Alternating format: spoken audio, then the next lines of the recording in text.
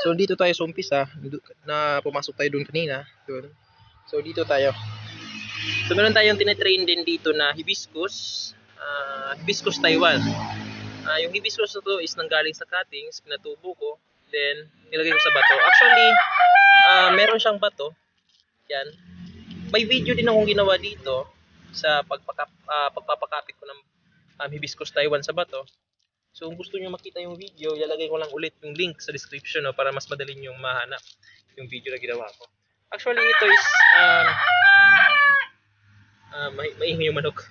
Actually, dito, yung ginagawa ko dito is tinitrain ko yung mga ugat niya na kumapit dito sa ating nilagay na bato.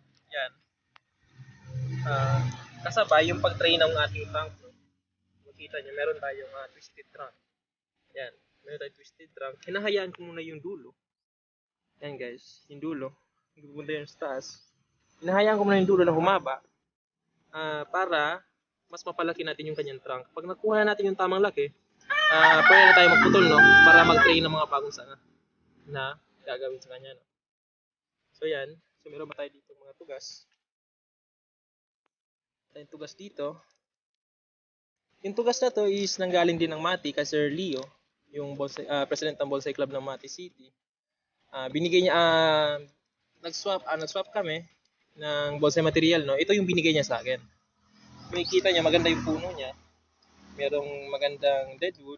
Then maganda yun din yung kanyang base. Yan, no? Meron tayong malapad na base. So gumawa ako dito ng isang sanga, first branch. Ito yung unang lumaki, kaya pinutol ko na para makapag-dominate ulit or makapag-dominate yung ibang sanga para mapalaki din natin. So meron tayo dito back branch. Back branch yan. Yun yung second branch. So yan po yung basic, no? Basic lang yung ginagawa ko sa mga bonsai ko. Hindi na masyadong yung complicated na pag-wire, no? Yung ginagawa ko is basic lang, yung first branch, back branch, second branch, and then yung apex na yung pang-finish natin, apex.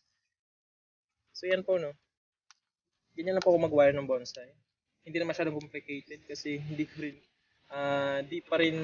ko pa makuha yung ganun na pagkakawari, yung medyo freestyle na, no. So tsambahan lang po ako kung makapag-wire ko ng freestyle. Ginagawa ko is basic lang talaga. Yan. Kaya siya maganda din. Yan. Lilipat tayo dito sa kabila. Naka-extension din to guys, no. Yan, no? Naka-extension din yan. Tagos din yan dito sa lupa. So dito tayo. Yung isang to, yung Argao Taiwan na to is same lang din ang edad nung nandun Argao Taiwan, yung kanina. So same lang sila. So kung makikita niya, hindi rin siya lumaki, no, kasi napabayaan ko rin to. Then ngayon ko lang inayos ulit. So ginagawan ko ng first branch up, and second, yung apex is last na yun, no. Pinapalaki ko muna to. Actually ito pwede na ito putulin kasi tama na yung laki niya. Yan. Tama na yung laki niya. Pwede na siya putulin, no. Ito medyo pinapalaki ko pa. So marami pa akong mga tugas dito. Yan. Ay, dito muna tayo. So ito yung paborito kong tugas, no? Actually yung tugas na to is yung una is ito lang yung materials na binili ko, no. Ito yung original dito. Then yung mga sang to is ginawa ko na. Ngayon yung sang to kasi medyo malakas yung tubo dito, kaya pinatay ko na lang para makapag-dominate yung nasa ibaba. Kasi yung nasa taas, yung moda dito yung napapansin ko na medyo sobrang lakas ng tubo dito sa bandang taas. Then yung nasa baba, hindi sila nakakahabol sa tubo dito. Kaya yung ginawa ko is pinatay ko na lang para makahabol yung mga sanga natin dito sa baba. Kasi kahit anong gawin nyo, kahit kinakalbo ko na lagi, ganun pa rin yung tubo, no? Mas malakas pa rin yung tubo niya dito. So kaya yung ginawa ko, pinatay ko na lang, kasi apex naman yan, walang problema, no? Mas madali magpatubo ng apex kaysa dito sa baba. Kasi nandito yung nakafocus yung tubo ng ating halaman, nasa taas. Kung ano yung nasa taas, sila yung mas malakas mag-dominate yung tubo. Kasi sila yung mas malapit sa araw, no? Yung sa sinag ng araw. Sila yung mas malapit, sila yung mas malakas kumain ng silag ang araw. No? So, dito, nung pinutol ko, nakapaglarga na siya, no? Actually, ito, matagal na rin itong sangang to. Itong sangang to. Matagal na rin itong sangang to. Hindi pa rin siya lumalarga, no? Pero ngayon, meron siyang bagong dahon. So, effective yung ginawa natin. Yan. Then, itong isang ating tugas, matagal-tagal na rin to sa akin. Nasa 5 years na ata, pero hindi pa rin natatapos. No? Kasi, nung nag-uumpisa pa ako, lagi kong inuulit yung mga bonsai ko pag hindi ko masyadong maintindihan. Lagi ko silang kinakatback and patubo ulit, cutback ulit. So, lagi ko silang inuulit na pinuputol and pinapatubo ulit. So, now is fixed na talaga. Nagpapalaki lang ako ng sanga. Yan. Fixed na talaga yung plano ko dito na ganitong style. So, meron tayong first branch dito. Ayan, nagpapalaki lang tayo ng mga sanga. First branch and doon naman yung back branch. Ito naman yung second. And the rest is apex na yan. No? Medyo magulo pa lang kasi pinapalarga ko pa. Yan, pinapalarga ko pa yan. Siya nakatali, hindi siya natali, naputol. So yan, ganyan yan. Maganda yung materials na to kasi marami siyang deadwood, no? Yan. Marami siyang deadwood. So hindi ko pa natatapos kasi pinapalay ko pa yung ibang sanga. Yan. So soon matatapos din to. Wala tayong mainit na sa pagbubonsai. Dito mo tayo sa kabila. Ito. Meron din tayo ditong tugas na matagal na rin, hindi pa rin natatapos. So guys, yun po guys, no, marami po akong mga bonsai material dito na hindi pa rin natatapos kahit nagkakaedad na sila, no. Kasi sa tubo, yung reason is sa tubo and also yung iba is hindi maganda, hindi ko na naaasikaso. Tulad dito, nakikita nyo na hindi siya lumalarga, no. Hindi ko alam yung dahilan. Lagi ko naman siya niriripat, maganda na yung kanya medium. Pero ganun pa rin, hindi pa rin maganda yung tubo niya. Kaya yung iba dito is nagtatagal talaga. Nagkakaedad na, hindi pa rin nabubuo. So ito, matagal na rin to sa akin. Then ngayon ko lang inasikaso ulit. Nag-cutback ako ng mga sanga. Yan, nag-cutback ako ng mga sanga. Para matrabaho ko ulit.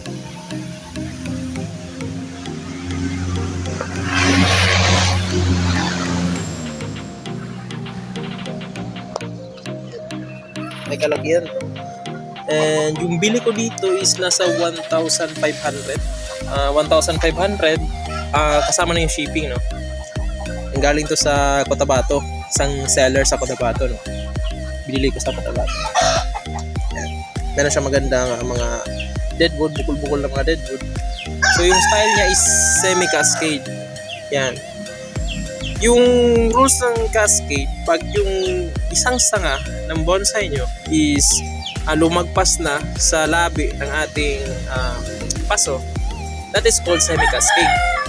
Pag medyo nakalagpas na siya. Pero kung nakalagpas na talaga ng paganyan, pababa, ang tawag dyan is cascade na, no?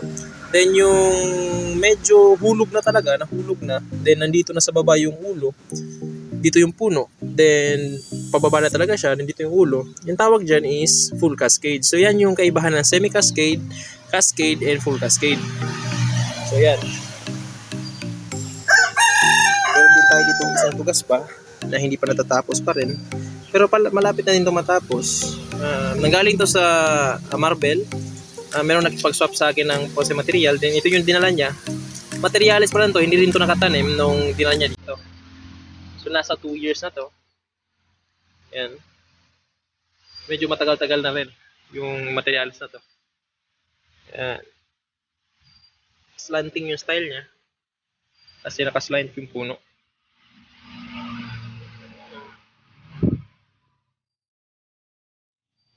Naka-extension din siya. So meron din tayo ditong argaw na ewan ko lang kung bala ko ba itong A-graft. Pero okay lang naman yung dahon niya kasi nakita ko yung dahon niya na lumiit, no? Parang argaw Taiwan. Nung yung materialis pa siya. Pero now na tinitrain natin, lumaki ulit yung dahon niya. Pero nakita ko naman na lumiit, so okay lang. Meron siya magandang meron siya magandang base, makikita nyo. Yan. Ito yung ganyang mga base. Meron siya magandang base, kaya kahit ordinary yung materialis siya, medyo nagka-interest ako. Yan. Meron siyang movement. No? Ganun pa rin guys, no? First branch, the back branch, yun. Back branch doon, nagpapalaki pa rin ng back branch. Then yung second branch. Yan. Medyo maliliit pa yung second branch nila. Kasi nasa huli na yung pag-white kanila. Kasi ito yung nauna. Yung sa apex natin. So, papahabulin lang natin yung ibang sanga. So, ito, medyo malaki-laki na. Pwede natin itong putulin. So, ito, dito nakapwesto yung ating tugas, no? Kasi medyo mainit dito. Kaya dito ko na pwesto. Doon kasi medyo nakita nyo na medyo hindi siya mainit, no? Hindi siya masyadong tatama ng araw. So, dito ko na siya nilagay. Pero pag na-spray ako ng dagat, hindi ko siya pinapatamaan, no? Kasi mamamatay ito pag natatamaan ng dagat, no? Kasi tugas yan, ano to siya, tabang, sa tabang to. At kailangan nyo ng tubig tabang. Pag natatamaan ng may tubig alat, eh namamatay yung mga dahon. Kaya iwasan po natin na matamaan ng tubig dagat. So ito yung isang batigi ko na tinatrabaho. Yan, cascading po yan. Winawire po. So guys, yun na po natatapos yung video natin yung araw, no? Kasi kailangan ko pang magluto ng tanghalian. So God bless po sa lahat and Happy New Year po.